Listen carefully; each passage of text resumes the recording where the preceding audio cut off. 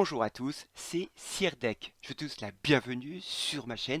Et récemment, normalement peut-être hier, vous avez vu une vidéo de ma série Sirdek commande vos matchs.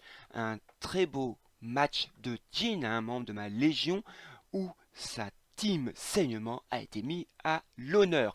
Aujourd'hui, c'est un autre membre de ma légion, Momo, qui m'a envoyé un match très intéressant face au personnage Bannière. Onero, c'est un personnage très fort, très intéressant, mais pas infaillible, comme vous allez le voir dans ce match après le jingle. Bien, voici la fiche de ce match. Momo 974 de la Légion 47 Ronin sur le E27 va rencontrer Enima sur le E25. Un match, vous allez voir, très intéressant, notamment pour ceux qui cherchent à éliminer Oneros. Alors commençons par faire un petit point des personnages en présence.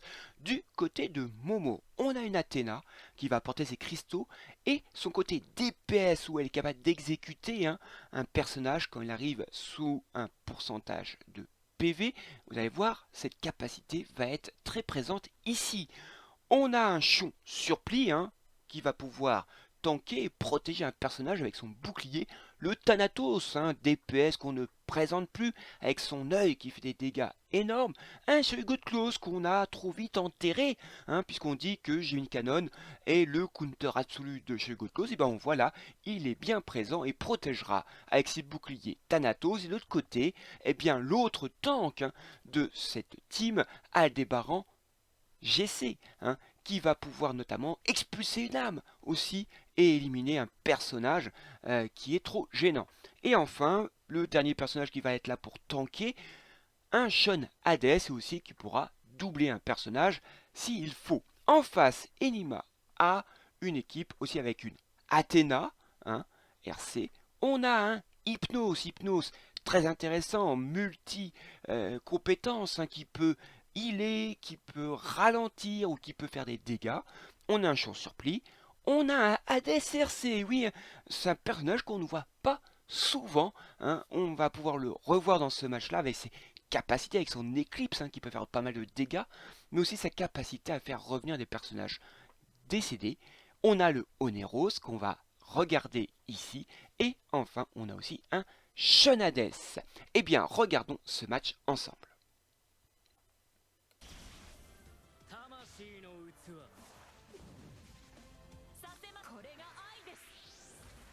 Bien là, pas de surprise, les Athéna déploient leurs ailes. C'est au tour de celle d'Enima, mais là il va y avoir une petite différence, c'est que ça va déclencher les contres d'Aldébaran Godclose que l'on voit ici.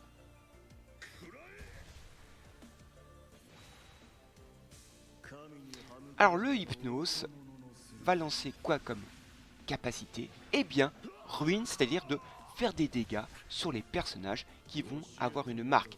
On a le Shiryu qui a une marque et deux marques pour le Chion surplis.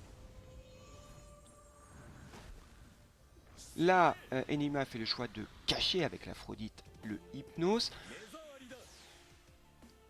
Vous voyez, le Hades a lancé son compte à rebours de l'éclipse et ça tombe très mal pour Momo puisqu'il y a un lien avec Shiryu Godclaw. C'est pour ça qu'il a mis le bouclier de Chion surplis. Sinon, eh bien, tous les dégâts que Hades va recevoir, eh bien, c'est le Shiryu qui va lui les avoir. Donc c'est pour ça qu'il faut le protéger. Et on voit tout de suite que le Thanatos de Momo met son œil sur le Oneros.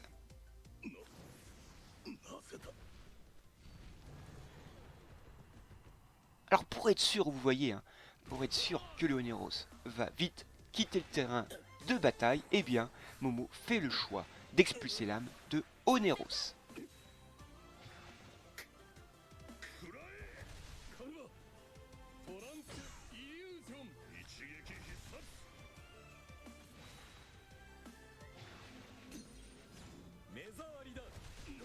Le bouclier de Chion surplis vient d'éclater du côté de Momo. Et le Hypnos continue de mettre ses marques.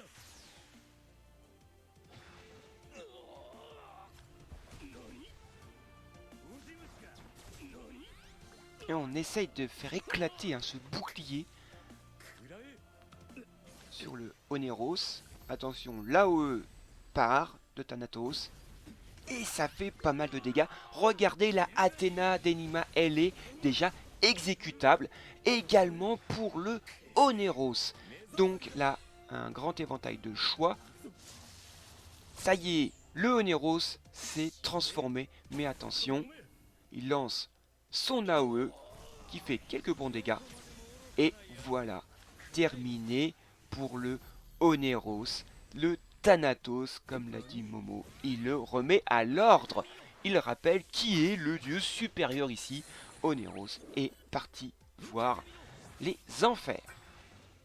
Donc là, le Shiryu déploie ses boucliers. Mais on voit là que l'Aldebaran GSC est en situation d'être exécutable. C'est pourquoi eh bien, Momo le cache avec son Aphrodite pour le garder le plus longtemps possible.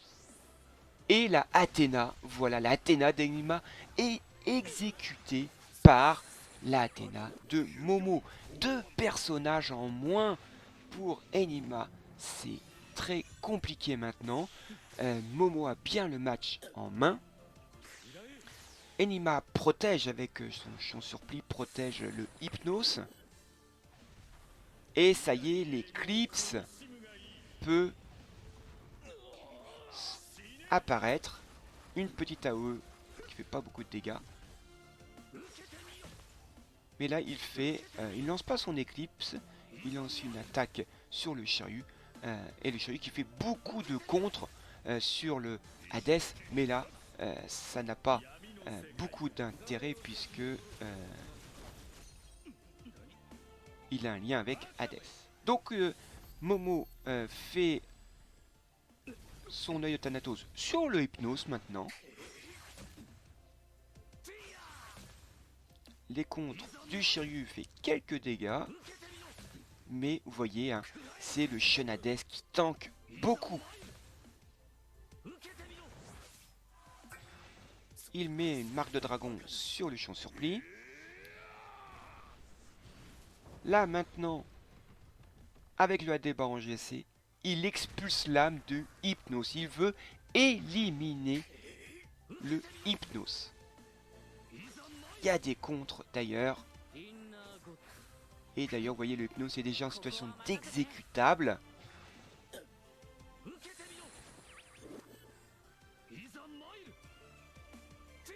Mais voilà, les contres du Shiryu God Close ont mis fin au personnage Hypnos. Vous voyez un Shiryu God Close aussi très déterminant ici. Hein.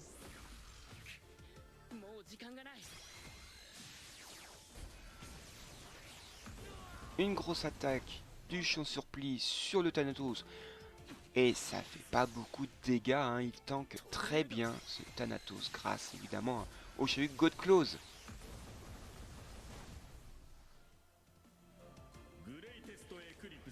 Alors l'éclipse sur le champ surplis. Ah ouais, ça fait quand même pas mal de dégâts encore. Faut pas enterrer si vite hein, le Hades. Là on essaye de faire expulser ce bouclier, mais vous voyez il résiste. Je pense que c'est le lien de Hades qui passe avant le bouclier, ce qui fait qu'on ne peut pas détruire le bouclier si facilement.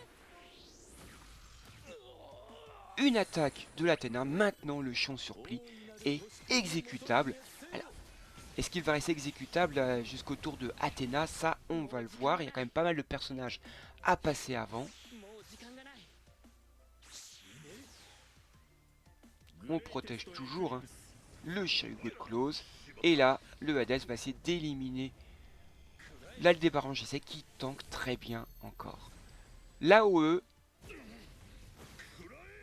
voilà, met fin à la vie du champ surplis, mais son mode fantôme revient. Donc il n'est plus exécutable malheureusement pour Momo. Là il lance ses dragons de Rosanne sur le Shun Hades qui est maintenant en situation d'exécutable. Hein. Et il expulse l'âme du Hades. Voilà pour contourner ce problème de bouclier. Le Shun Hades double le champ surplis.